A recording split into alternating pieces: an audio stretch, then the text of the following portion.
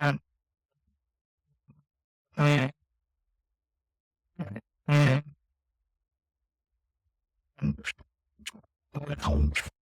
Launch Today is the podcast focused on what it takes to get your business to $1 million or more in revenue. From marketing tactics to incredible guest interviews, we focus on sharing behind-the-scenes insight from masters in their field. If you want to grow your revenue for your startup or business, you don't want to miss today, because joining us is a master of strategies and tactics for repeatable growth and developer of an awesome growth system he calls Karma Curve, Mik Strøyberg. Mik Strøyberg is a serial entrepreneur with a gift for scaling the business approach to market expansion into a systematic framework that helps businesses scale with purpose. As a developer of one of those myself, I'm super excited to dive into what he's doing. How he recommends you grow and scale. Today, we'll be exploring this unique perspective on sustainable growth and the art of entering new markets successfully. Mik, thanks so much for coming on the show. Thank you for having me. Awesome. I want to dive right into this because we only have an hour and I have 400 questions. Fair enough. Let's just jump into Karma it. Curve has 8 distinct steps. What helped you break down market expansion in this specific framework? And how did your experience with Lemon Squeeze and Good Monday influence this development? Yeah, so actually, Karma Curve has 7 steps. So there is the 7 steps. Yeah, there is market preparation, then there you have your engagement, you have your traction over to traction and validation. Then you have your scale, your growth, and then you have your new market. Miscounted somehow. And below those, you have. Okay. My apologies then. Where did I get it wrong? What's the 8th step I manufactured? I super remember it. Okay. Yeah, so it's 7 different steps. actually 7 different chapters, and there's 30 different things you have to do doing those chapters. And to give you a fly-in, the reason why I created Karma Curve was actually 6 years after Lemon Squeeze getting acquired. And the main reason was when you enter a new market, when you do market expansion, there's so many things you need to have under control. It's super difficult, but it's the same steps as when you start a company. But often you mix match it. So if you look at it like baking banana bread, if you follow a recipe, it can go wrong and it can be bad, but it's not that bad. It's something where it looks like a banana bread. It almost tastes like a banana bread. Maybe it's not the best banana bread, but you're pretty close. If you don't follow a recipe and it's the first time you do it, which it is for like almost every founder only enters a new line once with one company, a few does it twice. And it's a handful from each country that does it more than 5 times. Instead of going out there and doing our McKinsey Boston Consulting Group 1,000 pages report, I said, what does everybody understand? And everybody understands that what you get is actually also what you get. And hence the Karma Curve. And using the analogy of a skateboard ramp. And again, there is momentum in a skateboard ramp because it's based on mathematics. And again, what you put in when you need to move fast, when it's going slow, which is in this Karma Curve, it's traction and validation, where you need to spend the most time to get not a market fit, but a go-to-market fit. It's actually based on how you would skate on a half pipe. So when we had founders coming over to Lemon Squeeze and they heard it takes 18 months to set up a company in the US, we said we can probably do it in 18 days if you understand this process. And it was mainly because we could then dictate what do we need to do first, because everything else, it opens doors. So if you start with number 11 and jump to number 18, then suddenly you can't get to number 6 because you haven't unlocked number 4. So again, I can give you the most boring example in the entire world, but let's just take banking, accounting, office, visa, hiring the first employee. If you don't have an address, you can't get your bank. There's nowhere to send it. You can't get the office if you don't have the bank. But you can't get a bank if you don't have a visa. But the visa, you need to have a company. So have you set up your entity, but you can't set up your entity because that demands an address. And everything goes in different ways. But if you know which one to take first and how to actually order it up to make sure you get all of these different steps right, then it actually goes super fast. But the problem is, if you don't know the owner, It's a nightmare. I've got it. That makes a lot of sense. So that's why something that is complex should always be dumbed down, because the complexity is there. So there's no reason to talk about how complex it is when everybody knows it. So let's dumb it down to make sure that we get an overview and move from there. I think it's nuclear physicist Richard Feynman who talks about you don't really understand something if you can't explain it to a 5-year-old. As somebody with twin 5-year-olds who asked me, Daddy, what do you do for a living? I have realized I don't even understand marketing because I'm like, Daddy sits in an office and talks to people and helps them make money. And that's about the best I can do for 5-year-olds. So I feel you. All right. So That's really, close enough. really insightful. Thank you for that. 7 distinct steps. I'll remember that. I think the half pipe I just thought was 4 and 4. I'm like, the graphic. There we go. So I think we've learned 2 things about you, Mik. One is you must have done some skateboarding, and 2, you must have done some baking because you went straight for banana bread. Explain for me, if you will, because you already just talked about all the, I think the legal, the accounting side of like making a new market. What is new market prep in the karma curve system? Again, new market prep. So sitting down with investors and your board, talking about it would be a good idea of thought to go into a new market. There's pretty far from what you're thinking to what you're actually doing. And with new market prep, it's everything you need to consider before you even enter. And especially going from the US to Europe, Europe to the US, from the US to Indonesia or South America. Because if you just think you can enter based on what you're already doing, you're probably already sailing. Because there's a likelihood that the company you're setting up is going to look different than the one you have in your current market. So new market prep is all about, first of all, getting product market fit. And if you already have it in your local market, doesn't mean you have it in your new market. So again, for me, one of the things that we did a lot was if a company came to us and said, we want to enter. First, we went through all the different steps. We just asked them if they had already done something or if they haven't started at all. Hopefully they haven't started at all. And then before we even got started, we asked them for 14 days to think about it. And during those 14 days, we went out and sold it to main decision makers, key customer clients.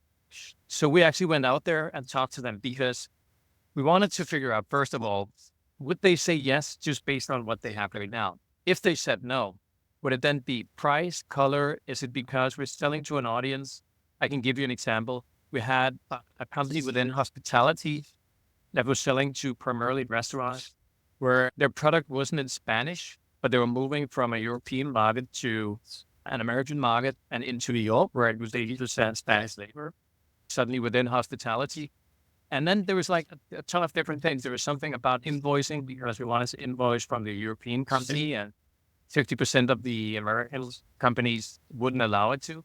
So we had this checklist where when we sat down with the company again after 14 days, we had to decline helping them, just like an investor would decline investing based on different factors.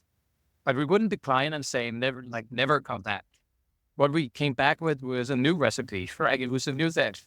When we get these things in order, when you start to modify or optimize on these items, then we think it would be possible. And we were in a position where we helped companies enter and expand into new markets, and we couldn't have failure rate. Because if we had a failure rate of 50, then suddenly we would be a bad company. We needed to have something that was close to 100. So if we didn't treat it professionally by giving the company our honest opinion, we wouldn't get those. So in market prep, there was a ton of different things. So first of all, is there a product market set? If no, which items do we need to get in control? And then there's everything else you need to know before entering the new market, which is primarily knowing the process. Is this something we can afford? How long time do we have? Do we need to raise in the meantime? Like everything that needs to come into order. And most of the companies we help were younger than 15 years. And I think for a lot of them, the bio cost for a founder, you know what bio No, please cost define is? that. No. So bio cost is when you're standing in the shower and you're stressing a bit about a ton of items that you don't really know what is. And if you know them, you don't know the answer to them, but they're still stressing you the fuck out. So you're using a ton of bio cost, like a ton of energy on something that you can't fix, you can't do anything about, and you have no knowledge about. We wanted to make sure that there is zero bio cost by landscaping everything, giving them directions, making sure they have a manual so they didn't have to think about it, because it's difficult enough to, one, run a company in your local market, two, to start running a company in a new market. So we really tried to focus on that part. Awesome. So the beginning step in how I model out go-to-market is basically figuring out audience, problem, fit, and then seeing if you can attract them repeatably. If you can, you've got the beginnings of a business. If you Yes. can't, start over. You got to figure it out. So really a similarity there with your new market prep. Is there a fit here? And I remember Yes. there's a famous case study for Coca-Cola when they went into China. They're like, we're called Coca-Cola. We're not changing the name. And no one would buy it because in Chinese, the name was dysphonic. It didn't sound good. No one wanted to buy it. And that was, the culture wasn't right to make the shift to, what if we called it No. something that people wanted to buy in China? No. And when they changed it to the Chinese equivalent of makes mouths happy, then people would buy. And so Yeah. it's very much you've Yeah. got to be willing to have the market tell you what it wants. You cannot be, I am right, to Yeah. hell with you, because the market won't buy if the market won't buy. Okay.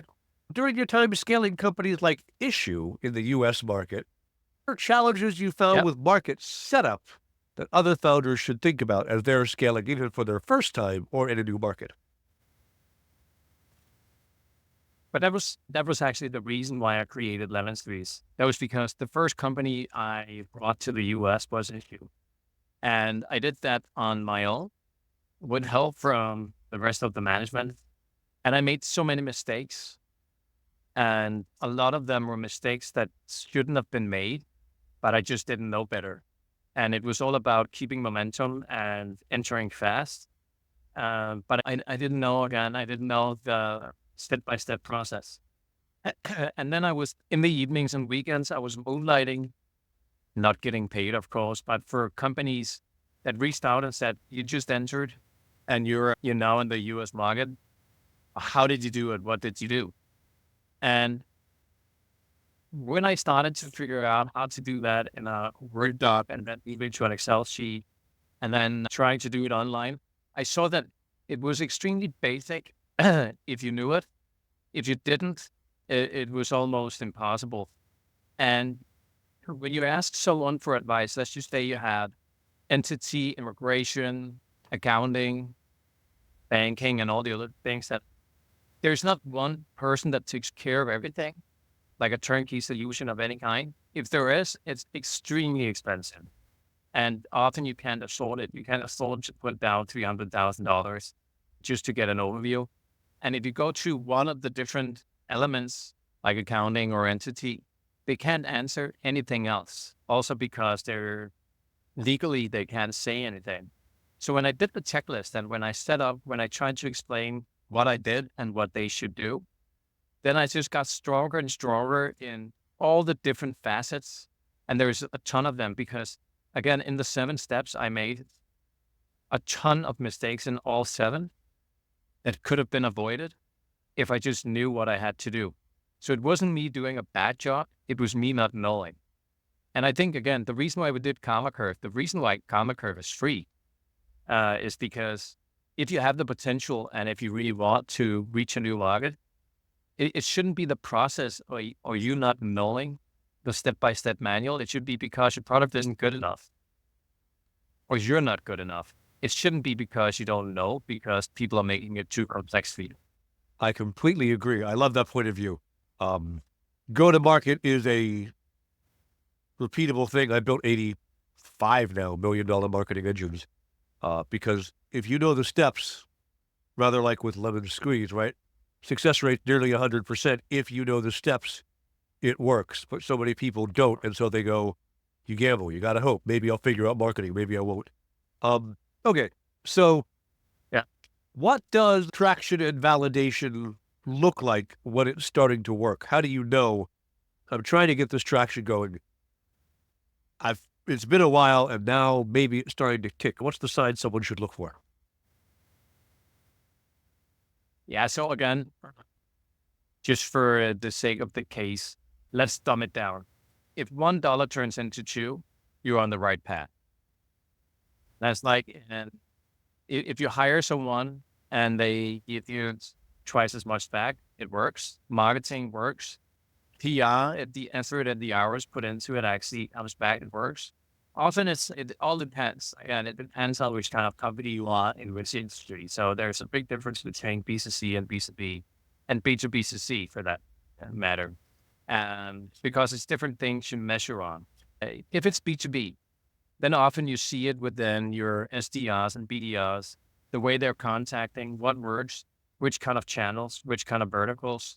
So again, for some, it's phones. For others, it's emails. And for some, it's both. And it can be everything. For some, it's direct marketing in or PR paving the way. For others, enterprise B2Bs, it's the larger partnerships that makes the difference. So one thing you have to do first, and that's the most important thing, before entering traction and validation, you need to determine what you're going for. Because the biggest problem with traction and validation when entering a new market is that some kind of opportunity will arise out of the blue. And because you've been struggling for 6 months to try to validate what you are doing right now, because that's what you believe in, you see that small, success out there that you can catch and benefit from immediately, but it will take you off course. And then suddenly it will turn into a much longer game. And one of the things I've seen the most and missing out on traction validation is people suddenly there's a company that says, we want to do a 25% partnership and you'll get 15 of our clients and then you get opted out. Maybe something will happen on the other side. And you put all your eggs in that basket, but you just fucked up the last 6 months of trying to get that validation in your go-to-market. Because you want something you can tell your colleagues, your management, your wife, your kids that you're actually succeeding in something, and you need that approval because you're fighting hard. What you need to do is be determined on what we agreed on and the direction we're going. Everything can be modified, but a direct pivot needs to earn a stronger argument. But it comes to a place where the way that we see it, if you take market prep towards the end of traction validation, when you say, I want to enter a new market, as big as the European market or the US market, you're worth nothing. It's worth the idea that you want to do something that's great. When you hit the point of traction validation where you can say, if you give me 1 million, I'll give you 2. And I can base it on these 2 years of proven facts, then suddenly you're a fun case. If you after a year more can say, if you give me 1, I'll give you 15. Oh, yeah. Then you're on the right path. When raising money and when entering a new market, the faster you can go from market prep to go-to-market validation. So actually from product validation in new market to go-to-market validation in new market, the higher valuation will be. So if you can do it in 6 months, then you can take your company and you can actually mindset. Yeah. One of the common things I tell startups I'm mentoring is one of the common points where a startup dies is its first enterprise client, because that enterprise client is going to try to make you a very poorly paid outsourced dev company. And if founders aren't smart and keep that distance, they will die just because it's $4,000 a month and you will kill yourself for that $4,000 a month, not realizing that you're putting $20,000 a month worth of labor into servicing this one crappy contract. And that can be such a mistake because it sounds big when they pay you upfront for the year. But it's not a mistake that, again, it's a mistake that everyone does and everyone has done. And it's also, I think it's one of the biggest things happening in a boardroom is often the CEO coming to the board and saying, we have this huge opportunity with this amazing enterprise company and it's a ticket of $500,000 and that would give us an extra 5 months of run rate. And this is where the board has to be strong. This is where if you have an experienced board, they will also know the consequences of sleeping with a mistress here. Yeah. Excellent. I do also agree. Every startup I'm talking to, when they're like, I want to raise a round and then we'll figure out marketing. I'm like, no, brother. You figure out how to turn $1 into three is the number I always give them, but $1 into 2 or 3, that's when the investors come knocking, when you don't need their money anymore. Yes. And again, if you take the counter curve, there is something that is operational basics. There's something that's human. There's something that's operational basics, something that's human, and something that's operational basics. So if you take the establishment, the first one, when you start going down that curve, that's all about, again, that's faking. That's something where you just need to get your shit in order. And it's something that is so unsexy that it's almost having sex with socks on, right? But you have to do it, and you have to go through all those different points. A definition of unsexy. But then yeah, that's what I've heard. The next part, when you go into the market setup, then something we're talking about people, because now you need to have your people in order. You need to know who you're actually talking to, who would be the prime decision makers in everything you do. And this is where you have the ideal customer profile and you have all the other stuff. But based on all of this, you need to figure out, do I need the person with the biggest Rolodex? Do I need the person who's been in this? Do I need someone from the industry, or would it actually be more beneficial to get someone from outside the industry? And how do I make sure? Because they're going to work with the local market a lot. They're going to be alone a lot, because if you have 100 people in your home country, then you'll have 2, maybe 4, maybe 6 at some point. They're going to be so lonely, especially when there's a big Christmas party and summer party and they're not invited and something is happening and Friday bars. And when the others are talking, there are 8 in a room and you're sitting there alone with 2 others, figuring out how to onboard them to make sure it's not just understanding the company and the company culture, but it's actually understanding the culture of where these people are from and making sure you actually do it in the right way. So with all our companies, again, 100 plus, we flew all employees to the country where they were entering from, because they needed to see it in action. They needed to go out there. They need to get a beer on the local pub. They needed to go out and meet the people and figure out how all of this works and the pricing in the local city and how they communicate. And I think that's the whole personal thing. When you go into traction validation, it starts being operational again. This is the set. This is how we're going to move forward. We're going to measure everything. And it's going to be an agile process where we look at all the different KPIs of what we believe we can turn into a growth engine. So that's operational. When you go into scale, there's often a new set of people being involved, because suddenly you're going up. You need new management, maybe. Maybe you even need to fly people over from the local country to now take over from someone else or be a part of it to make sure culture doesn't, again, you go past 15, 20 people, culture dies, or it becomes a subculture to the real company, which is sometimes okay, but often if you want to keep that momentum, again, the company's hot, you need to have someone in. So there's a lot of people in the whole scale part. When then comes to growth, again, that's probably where you come in as well. There's a lot of numbers. And it's not like you want to hire someone that's good at creating a cool payout.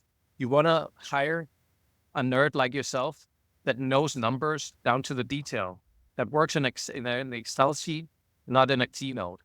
Because now you're growing and you need to make sure that the 2x that became a 10x is now a 100x. People are staying in the equation, but the focus is on the people who are outside of that. They're more in the equation, the people who can actually make the Excel sheets for. Then when you go into new market prep, because now you're done with the American market or the US market, you want to go to Asia. What did we learn? We know that we're entering a new market. We know that everything is going to be different. We know we're going to do everything in a different way. But did we fuck up in the onboarding? Should we have taken more care of the people? Did we fuck up in the way that we gave instructions instead of letting other people pave the way because they're smarter than us? Where did we make small mistakes? Where if we take that into the new market, we then do it even better. Making sure that we create the new common curve based on the first common curve and put in all the learnings. It becomes your tool. Yeah, I think that's it. I love how passionate you are about this. You really care about it, which is awesome to see. I do, but I care about founders. I care about founders that are succeeding through this, because, again, if there's 7 different steps with 30 different things underneath, then there is another 300 things happening underneath those 30 steps. And I've seen way too many divorces, way too many bankruptcies, way too many people getting angry at each other, not based on company culture, product, or anything else, based on they're in way too deep. And that's why we created this. Is can we help anyone not getting divorced, making it a new market, making sure your friends doesn't leave you because you start being an asshole, all these Gotcha. things. I think that's So this is an elegant system. Every step follows each one simply. I've worked with companies like Standard Chartered Bank, which are not known for smallness and agility. You've worked with Nike and Vice. How does a framework this simple fit into a large organization where I tend to find that simplicity can be really hard to sell sometimes? yes, again, Nike and Red Bull and UN, they were a part of the issue. We partnered up with them and got all their back catalogs to make sure that we could get all their publications in. That was not a market entry. That was partnerships based on how can we make sure that the back catalogs of everything they've done could actually be valuable after the season.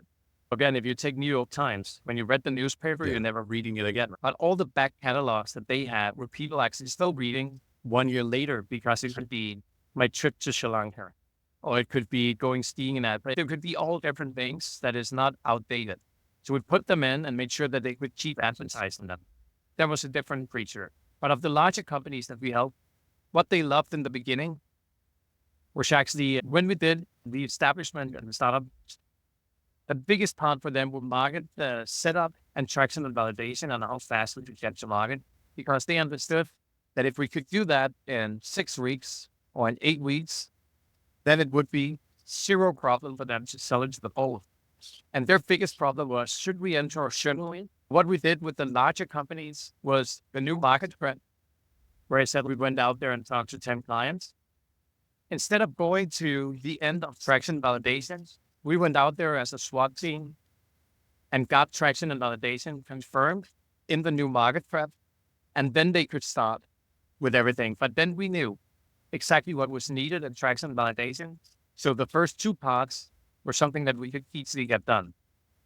So instead of going out and talking to 10 clients, you talk to 100. Gotcha. Interesting. It's easier to sell something to the board if you have income. I get that. One of the largest in the world had been picked to win for $25K. Let's go. Right. So it was okay, at this point, sunken cost fallacy, might as well give it a shot. Right. So, okay. The name Karma Curve suggests a certain philosophy about business growth, and that you talk about growing with purpose. I think does the same thing. How does your mindset in this influence the practical application of each step for somebody else? I know the karma curve that you were on with your journey, but how is this somebody else's karma curve too? Yes, this could be everyone's karma curve. We facilitated these steps for other companies. But when I talk to, again, I also advise young entrepreneurs and people who are starting their first company. We go through the karma curve together because I need to know where they are. Because sometimes when they explain their company and the journey that they're on, they could state things like, we have product market fit. And I asked about go-to-market fit, and they say, yeah, we had some web people buying it. And when you dig into that, you can see that they think they're in the place where they can start stealing, but they're not close. They're not even there yet. Like, they haven't even started market setup. So what we do is, because you can jump as far as you want, you can also jump and say, now I'm in growth mode. But if that happens, you won't be growing for such a long time. So if I started a new company tomorrow, I would follow this as well. This is more the practical parts of what do I need to get done first. So you could also say new market prep could be validation of restarting this company. That would be the first part. And when I had a lot of people saying yes, and they even paid me money, then I could say, okay, let's establish the company. Let's get an accountant on board and do stuff. So instead of going directly into accounting entities and so forth, first we did something. And I think like the whole karma curve is all about knowing where you're at. So when I talk to a founder, the first question is often, how's it going? And the problem is you can say it's going good or it's going bad, and then they'll start talking into something. But if I ask them, like, where are you at with the company's journey, we can be extremely specific. And even if it's friends or if someone I'm guiding or someone else, we'll get to a point where we actually have productive conversation based on, I want to know if you say it's not going that well or if it's going great, where are you at? Is it going great onboarding new people? Is it going great with scaling, going into the new phase of getting more seniors on board? Or right now hiring marketing geniuses because you need to grow the business? I need to know. And it could also be because I'm entering my environment. So there's a conversation around common curve that makes it easier. It's like going into couples therapy, where at first there's a baseline that you just need to set up. It's like, why are we even here? And then often it comes up to who initiated this meeting? Like, why did we go in and like, why are we sitting down right now? And Karma Curve is the same. It's creating a baseline and something to talk from instead of just talking from free motion or the last thing you did. Often, if you go directly to a cocktail party from work and people ask you how you're doing, you think about the latest task you just did, which means you can really like Recency bias. Yeah. Like, yes, exactly. Awesome. So, okay, something I always like to ask people on the show, because the answers continue to surprise and impress me, is, do you have a book, fiction or nonfiction, that you think a founder should read? I have a ton of books that I think founders should read. I don't even know which one would come up first. I just read a book, but it actually says in the book that remember not to tell people. It's not saying don't tell people not to read this book, but it's telling the reader, don't go out there and preach what you just read. And it's a Buddhism book. The problem with it is it's like becoming vegan, where you want to preach to the world, right? There's something where you want to give out the message because you actually, after reading it, you believe in it so strongly. And it's like how Stoicism went in the last couple of years because it's suddenly easy readable, where everybody can face stuff like, it's okay, you're going to die anyways. Don't be too hard on yourself. But I think all of those books, especially within Stoicism and the other stuff, I think they're all extremely valuable. I don't even know what the latest book I read was. It's on a book. No, the latest book I read was, and I think that's something for all founders as well, or I've reread it because I read it for my son, was The Little Prince. But that's in French or in because, English? Again, looking at a topic. Yeah, okay. I read it in English. I had tried to read it in French, but that's a long time ago. And today I wouldn't understand a word. But the cool thing about it, and again, I just read a chapter to my wife the other day. The cool thing about it is how stupid we get when we grow up and how much we try to. And I just boxed the entire market expansion, right? Because I needed to dumb it down because or else people around me wouldn't understand it. And the complexity isn't beautiful anymore. It's not art. But if you ask a kid, they wanted to see Mike Strøyberg go up and down in different colors and do everything beautifully. And that was where it started. There's something about how we try to box everything as we go. And that's also why when you see larger companies growing, you see them become more boring and you see them become streamlined and you see how, again, the first movers and the people who actually believe in it start drifting away because it lost the identity of everything. And it's because they lost their childhood. They lost the naivety and the product and what they wanted to achieve because suddenly it's about growth and turning it into a money machine. And I think that's pretty important as well because life is long, but it's also short, right? That's Buddhism and Stoicism. Yeah, exactly. So I went Catholic high school, and there's a lot that I was dumb about it. But one of the parts that has stuck with me for all the years since is we had a year of comparative religion. And so we studied Hinduism, we studied Buddhism, we studied a number of other faiths, and how a lot of them deal with the fact that, listen, you're only here a little bit of time, really. Maybe don't stress so much. As a founder, like your job is to bring the urgency to keep your company going. Your job is to believe your company into being. Because if you don't believe in it, nobody else will. But also, Yeah, you do need to learn a little bit of, as Le Petit Prince talks about, right? Grown-ups are stupid, and Yeah. we've lost some of that spark. I think founders still hold that spark more because they're creating something. But you're right. Eventually, Yeah. I did a LinkedIn post on it because I was going for a morning run and I just heard something. I think it was a podcast where there was a founder speaking and I thought about the passion around it. And then I thought about the word founder because it's like the foundation, but founder is also because you're founding a company. It's because you're establishing it. It has something to do with signing some documents and making it legal. But what if it wasn't that? What if it was a true founder? Because everybody can establish a company and call themselves a founder. But what if a true founder, someone that found something that they couldn't let go of, so they had to pursue it? So it's all about finding it that turns you into a founder because now you're doing it, even though it's terrible and you put everything else apart. Like being an addict, saying yes to one thing, but then no to everything else. right. Being in that whole world. And I think like when people say he's not a real founder or she's not a real founder, and what do they mean? But actually, if they're just doing it based on one-time thing because they need some money, they're probably not a founder. They're probably a company owner.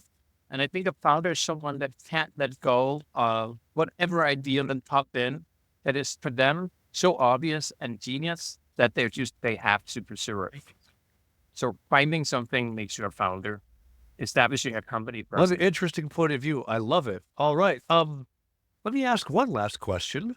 You mentioned that the karma curve was developed with the spirit of love, karma, and support.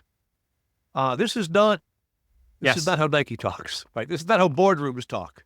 How did your personal values lead you to this? And do you find people who use the karma curve reflect those values as they build?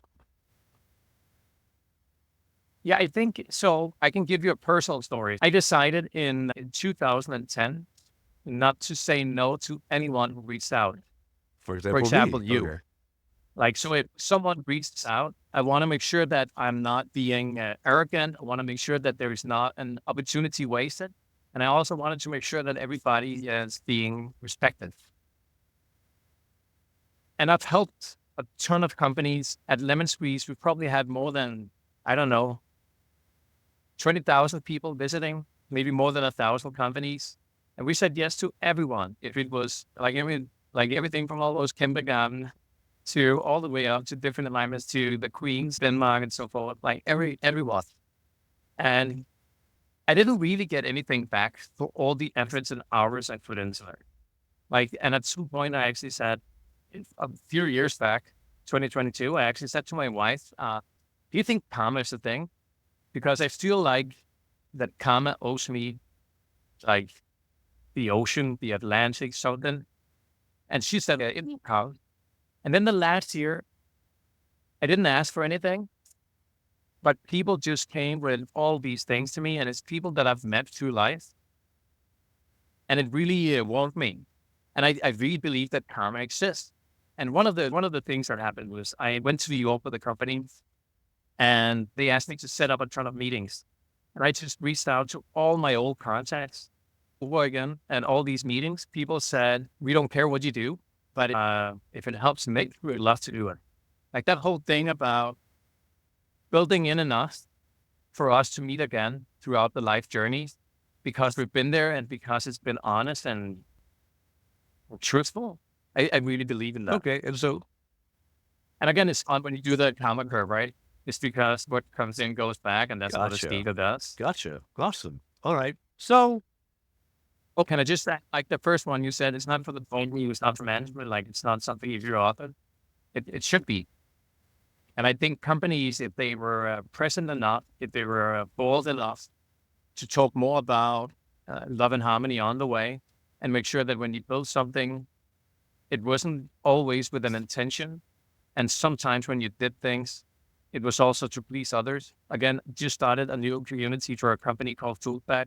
It's called Prosecco and Pizza Club. And the CEO asked me, what are we going to gain from this?